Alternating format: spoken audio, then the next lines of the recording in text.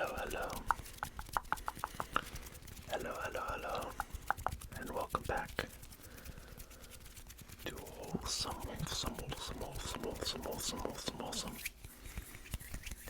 ASMR. My name is Matt, and back by popular request, we have The Hobbit. The Hobbit by J.R.R. Tolkien.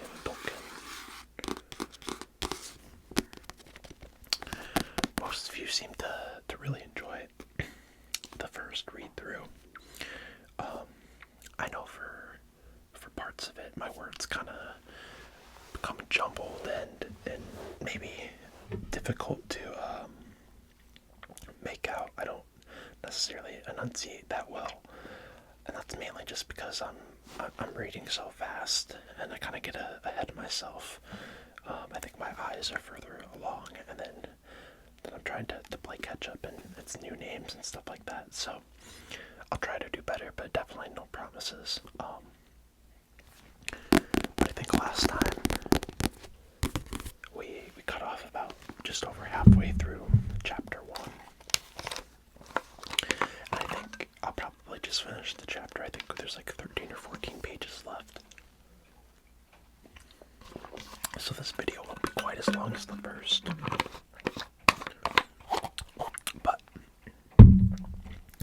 I think it's just nice to kind of end at the chapter breaking point. I think that's just like in general a good spot. And then whenever I start off chapter 2, we'll kind of just see from there what we're dealing with. I think it starts page 32. The next one is 51, so that's 20 pages. That could probably be managed. I could probably do that in one sitting, so I say we just get right into it. To kind of bring you back up to speed, I'm just going to try to remember as much as I can. So we have our guy, the Hobbit, and his name's Bilbo Baggins, and he kind of lives an ordinary lifestyle in an ordinary neighborhood. No one's kind of fond of adventures or quests, and apparently his like grandmother or mother or something comes from a family which kind of does do that more, and they used to have a relationship with Gandalf the wizard, and then one day Gandalf showed up at Baggins' house and was basically like, come on a quest with me, and he's Bilbo's kind of like, nah, I'm not doing that. It's not my speed. But he invited him to breakfast, and then a day or two later, all these like dwarves show up at his house, like one by one or in pairs. There's like 13 of them, kind of just unannounced. And it's like rude to deny people, so he like cooks him breakfast and stuff. And then Gandalf shows up, and they kind of spend the day doing like festivities and everything. And then they sing a couple songs, and I finished up just at the end of the song. And so I'm not going to read the song again because that was difficult, but we'll start right after there. So as they sang, the Hobbit felt the love of beautiful things made by hands and by cunning, and by magic moving through him, a fierce and jealous love, the desire of the hearts of dwarves. Then something dookish woke up inside him, and he wished to go and see the great mountains, and hear pine trees and the waterfalls, and explore the caves, and wear a sword instead of a walking stick. He looked out of the window. The stars were out in a dark sky above the trees. He thought of the jewels and the dwarves shining in the dark caverns. Suddenly, in the wood beyond the water, a flame leapt up.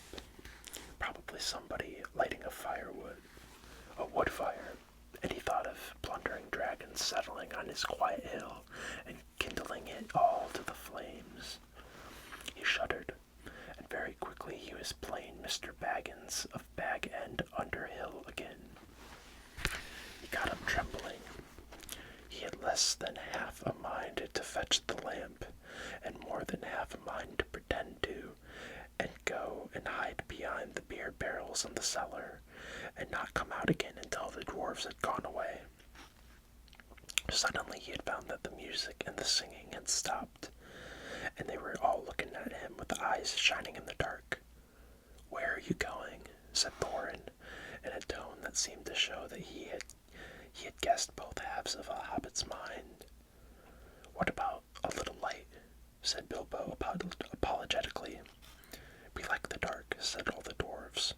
"Dark for dark business, and there are many hours before dawn." "Of course," said Bilbo, and sat down in a hurry. He missed the stool and sat in the fender, knocking over the poker and shovel with a crash. "Hush," said Gandalf. "Let Thorin speak." And this is how Thorin began. "Gandalf, dwarves, and Mr. Baggins, we are met together in the house of our friend and fellow conspirator, this most excellent and audacious hobbit. May the hair on his toes never fall out. All praise to his wine and ale." He paused for a breath and for a polite remark from the hobbit, but the compliments were quite lost on poor Bilbo Baggins, who was wagging his mouth in protest at being called audacious and, worst of all, fellow conspirator. Though no noise came out, he was so flummoxed. So Thorin went on. "We are met to discuss our plans, our ways, means, policy, and devices. We shall soon, before the break of day, start on our long journey, a journey from which of us, or perhaps all of us, except our friend and counselor, the ingenious wizard Gandalf, may never return. It is a solemn moment. Our object is, I take it, well known to us all. To the estimable Mr. Baggins, and perhaps to one or two of the younger dwarves. I think I should be right in naming Gilly and Philly, for instance. The exact situation at the moment may require a little brief explanation." This was Thorin's style. He was an important dwarf. If he had been allowed, he probably would have gone on like this until he was out of breath, without telling anyone anything that was not known already. But he was rudely interrupted. Poor Bilbo couldn't bear it any longer. At "may never return," he began to feel a shriek coming up inside, and very soon it burst out like the whistle of an engine coming out of the tunnel. All the dwarfs sprang up, knocking over the table. Gandalf struck a blue light on the end of his magic staff, and in its firework glare the poor little hobbit could be seen kneeling on the hearth rug, shaking like a jelly that was melting. Then he fell flat on the floor and kept calling out, struck by lightning, over and over again. And that was all they could get out of him for a long time. So they took him and laid him out of the way on the drawing room sofa with a drink at his elbow, and they went back to their dark business. "Excitable little fellow," said Gandalf as they sat down again. "Gets funny queer fits, but he is one of the best, as fierce as a dragon in a pinch. If you've ever seen a dragon in a pinch, you will realize that this was only poetical exaggeration applied to any hobbit, even to Old Took's great-grand uncle Bullroarer, who was so huge, for a hobbit, that he could ride a horse. He charged the ranks of the goblins of Mount Graham in the Battle of the Green Fields, and knocked their king Gulfrimble's head clean off with a wooden club. It sailed 100 yards through the air and went down a rabbit hole. In this way the battle was won and the game of golf invented at the same moment. Wow, interesting. In the meanwhile, however, was reviving in the drawing room. After a while and a drink, he crept nervously to the door of the parlor. This is what he heard. Gloin speaking, humph, or some snort more or less like that. Will he do you think? It is all very well for Gandalf to talk about this hobbit being fierce, but one shriek like that in a moment of excitement would be enough to wake the dragon and all his relatives and kill the lot of us. I think it sounded more like fright than excitement. In fact, if it had not been for the sign on the door, I should have been sure we had come to the wrong house. As soon as I clapped eyes on the little fellow bobbing and puffing on the mat, I had my doubts. He looks more like a grocer than a burglar. Then Mr. Baggins turned the handle and went in. The Took side had won. He suddenly felt he would go without bed and breakfast to be thought fierce. As for little fellow bobbing,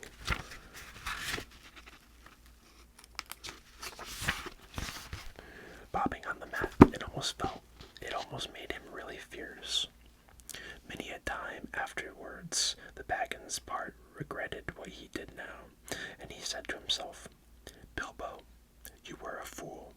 You walked right in and put your foot in me. Pardon me, he said. If I have overheard words that you were saying, I don't pretend to understand what you are talking about, or your reference to burglars, but I think I am right in believing, this is what he called being in his dignity, that you think I am no good. I will show you. I have no signs on my door. It was painted a week ago, and I am quite sure you have come to the wrong house. As soon as I saw your funny faces on the doorstep, I had my doubts, but treat it as the right one. Tell me what you want done, and I will try it. If I have to walk from here to the east of East and fight the wild wereworms in the last desert, I had a great granduncle once, Thror took, and yes, but that was long ago, said Gloin. I was talking about you, and I assure you there is a mark on this door, the usual one in the trade, or used to be. Burglar wants a good job, plenty of excitement, and reasonable reward. That's how it is usually read. You can say expert treasure hunter instead of burglar if you'd like. Some of them do. It's all the same to us. Gandalf told us that there was a man of the sort in these parts looking for a job at once, and that he had arranged for a meeting here this Wednesday tea time. Of course there is a mark, said Gandalf. I put it there myself, for very good reasons.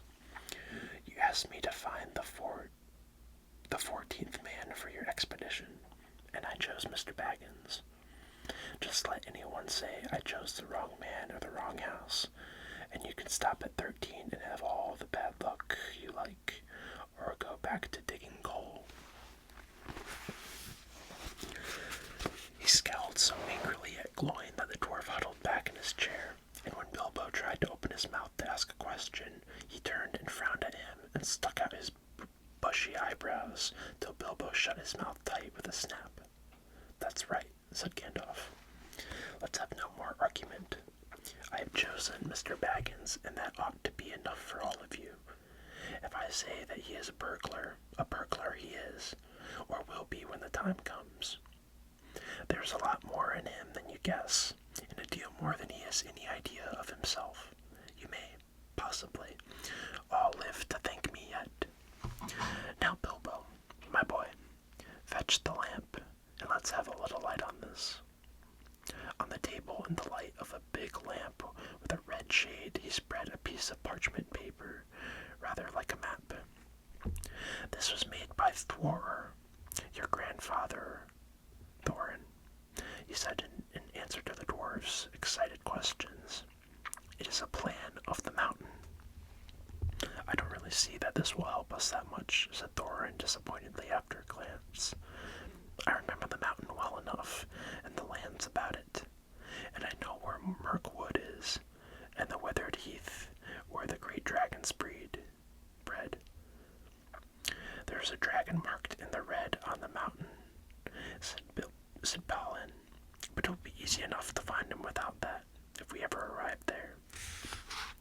there's one point that you haven't noticed," said the wizard. That is the secret entrance. You see that rune on the west side, and the hand pointing to it from the other runes. That marks a hidden passage to the lower halls. Look at a map at the beginning of this book, and you will see there the runes. Let's look at the map.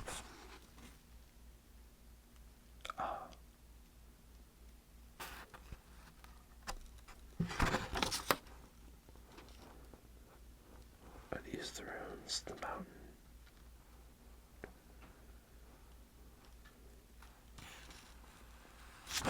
I don't know. I don't really care. I assume these are the runes, but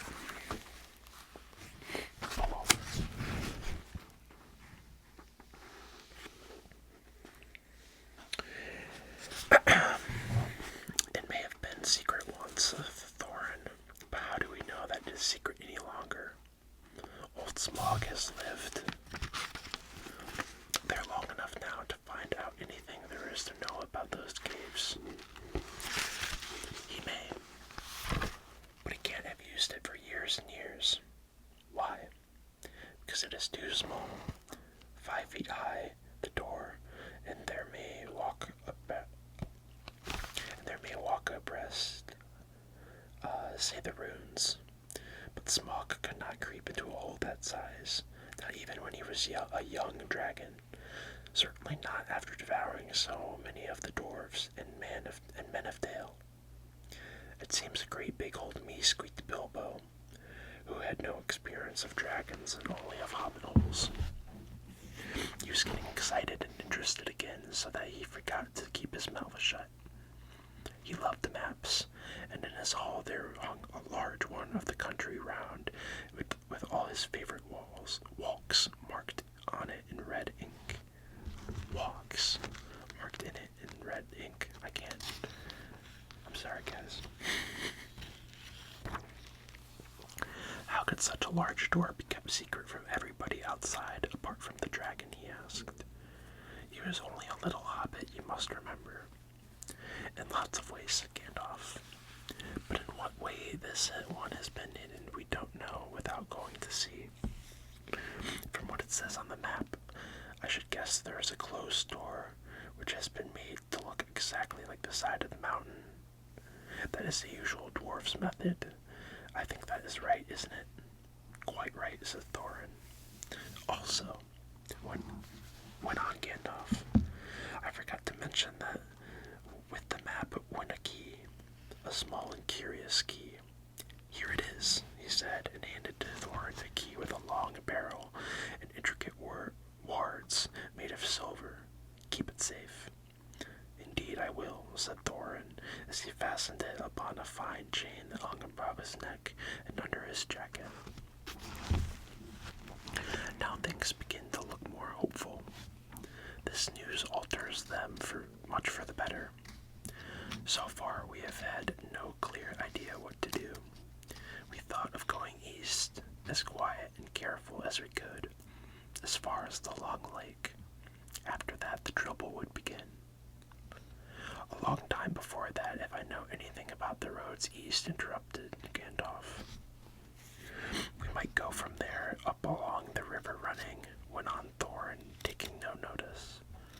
And so to the ruins of Dale, the old town in the valley there, under the shadow of the mountain. But we none of us liked the idea of the front gate.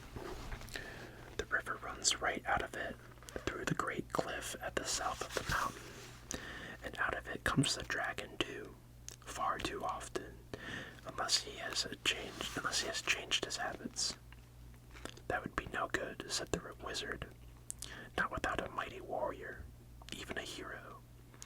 I tried to find one, but warriors are busy fighting one another in distant lands, and in this neighborhood heroes are scarce, or simply not to be found.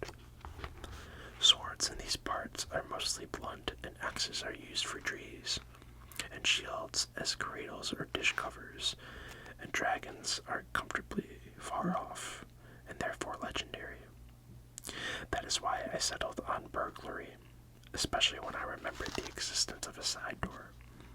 And here is our little Bilbo Baggins, the burglar, the chosen and selected burglar.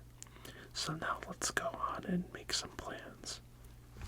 Very well then, said Thorin, supposing the burglar expert gives us some ideas or suggestions. He turned with mock politeness to Bilbo. First thing, I should like to know a bit more about things, he said, feeling all confused and a bit shaky inside, but so far still tookishly determined to go on with the things. I mean about the gold and the dragon and all that, and how it got there and who it belongs to, and so on and further.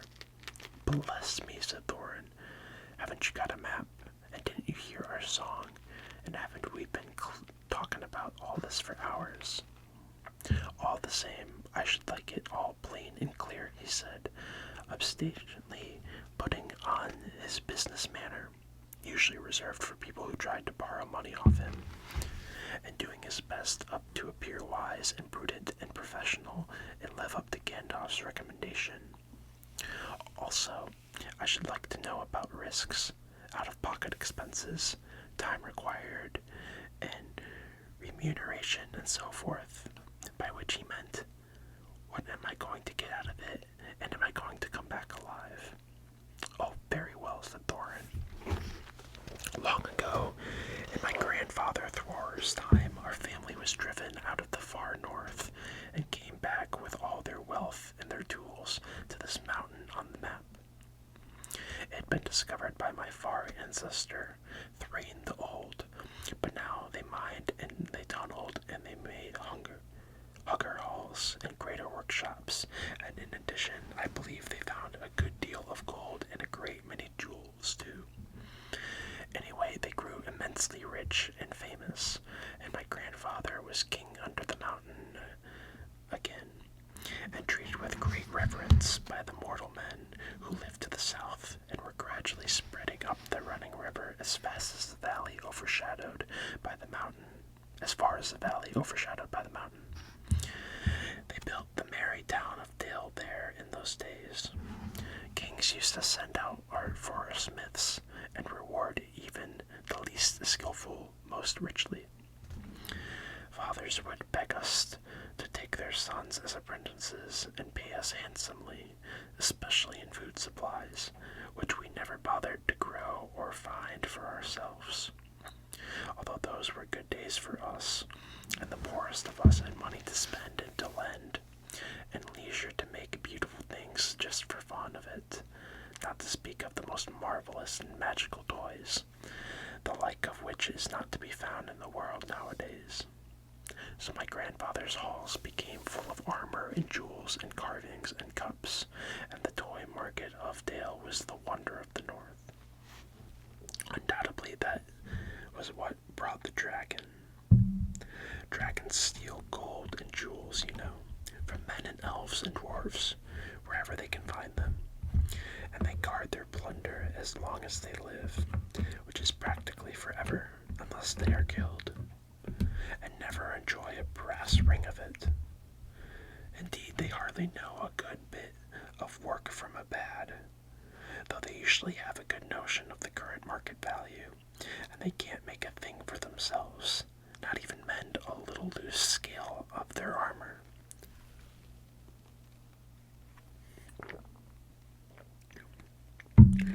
There were lots of dragons in the north in those days, and the gold was probably getting scarce up there, with the dwarves flying south or getting killed, and all the general waste and destruction that dragons make from going from bad to worse.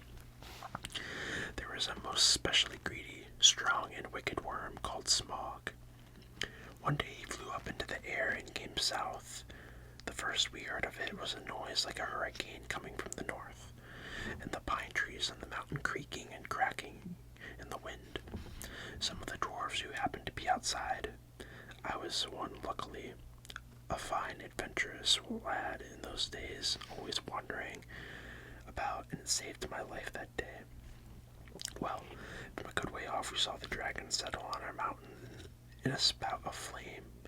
and it came down the slopes, and when he reached the woods, they all went up in fire. By the time all the bells were ringing in Dale and the warriors were arming, the dwarves rushed out of their great gate, but there is the dragon waiting for them. None escaped that way. The river rushed up in stream, and a fog fell on Dale. And in the fog, the dragon came on them and destroyed most of the warriors. The usual unhappy story. It was only too common in those days. Then he went back and crept through the front gate and routed out all the halls and lanes and tunnels, alleys, cellars, mansions, and passages. After that, there were no dwarfs left alive inside, and he took all their wealth for himself. Probably, for that is the dragon's way. He has piled it all up in a great heap far inside, and sleeps on it for a bed. Later he used to crawl out the great gate and come back by night to Dale and carry away people, especially maidens, to eat, until Dale was ruined and all the people dead or gone. What goes on there now I don't know for certain, but I don't suppose anyone lives nearer to the mountain than the far ledge of the long lake nowadays. The few of us that were well outside sat and wept in hiding and cursed smog. And there we were unexpectedly joined by my father and grandfather with singed beards. They looked very grim, but they said very little. When I asked how they had gotten away, they told me to hold my tongue and said that one day in the proper time I should know. After that, we went away, and we have had to earn our livings as best as we could up and down the lands, often enough sinking as low as blacksmith work or even coal mining. But we have never forgotten our stolen treasure, and even now, when I will allow us to have a good bit laid by, and are not so badly off. Here Thorin stroked the gold chain around his neck. We still mean to get it back, and to bring our curses home to Smog if we can. I have often wondered about my father's and grandfather's escape. I see now that they must have a private side door, which only they know about, but apparently they made a map. And I should like to know how Gandalf got hold of it, and why it did not come down to me, the rightful heir. I did not get hold of it, I was given it, said the wizard. Your grandfather Thror was killed, you remember, in the mines of Moria by Azog, the goblin. Curse his name, yes, said Thorin. And Thrain, your father, went away on the 21st of April 100 years ago, last Thursday, and has never been seen by you since. True, said Thorin. Well, your father gave this to me to give to you, and if I have chosen my own time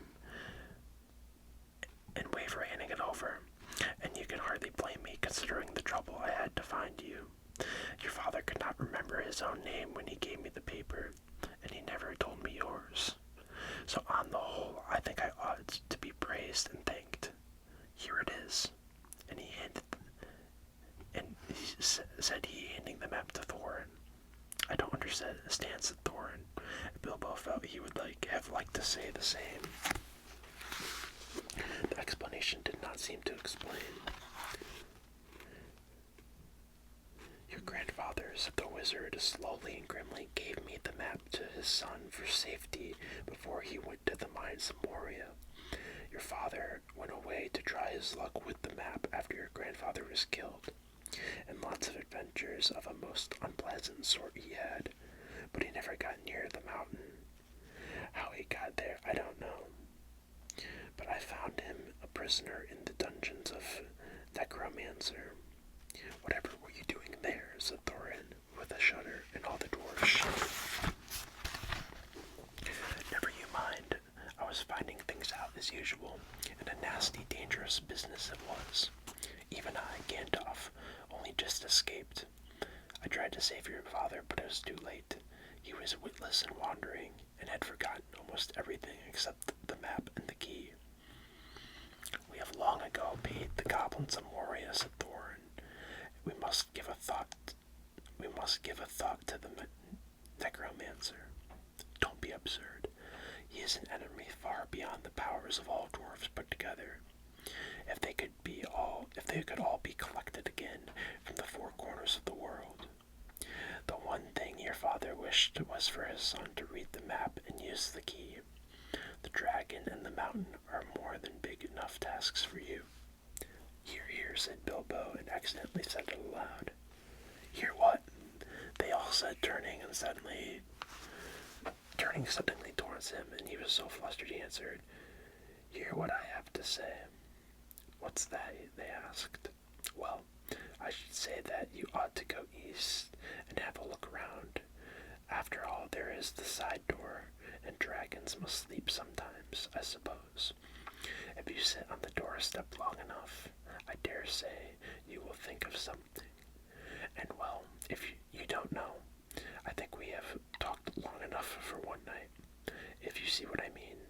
What about bed, and an early start, and all that? I will give you a good breakfast before you go. Before we go, I suppose he means, said Thorin. Aren't you the burglar? And isn't sitting on the doorstep your job, not to speak of getting inside the door? But I agree about bed and breakfast. I like 6 eggs with my ham when starting on a journey, fried, not poached, and mind you don't break them. After all the others had ordered their breakfast without so much as a please, which annoyed Bilbo very much. They all got up. The Hobbit had to find room for them all, and filled his spare rooms and made beds on chairs and sofas before he got them all stowed and went to his own little bed, very tired and not altogether happy. One thing he did make his mind up about was not to bother to get up very early and cook everybody else's wretched breakfast. The tookishness was wearing off, and he was not now quite so sure that he was going on any journey in the morning. As he lay in bed, he could hear Thorin still humming to himself in the best bedroom next to him. Far over the misty mountains cold, dungeons deep and caverns old, we must away ere break of day to find our long-forgotten gold. Bilbo went to sleep with that in his ears, and it gave him very uncomfortable dreams. It was long after the break of day when he woke up. And that brings us to chapter 2. So, seems like we're starting to get right into the adventure, to the mission, to go to the mountain and steal the gold from the dragon. So, I'm sure there's lots of cool things to come, but yeah, oh, look, that's literally what's depicted on the book, the dragon on the gold. See, I had no idea what any of this would be about, so this is kind of cool. I'm enjoying this a lot, and if you guys want a part 3 where maybe we read chapter 2, let me know.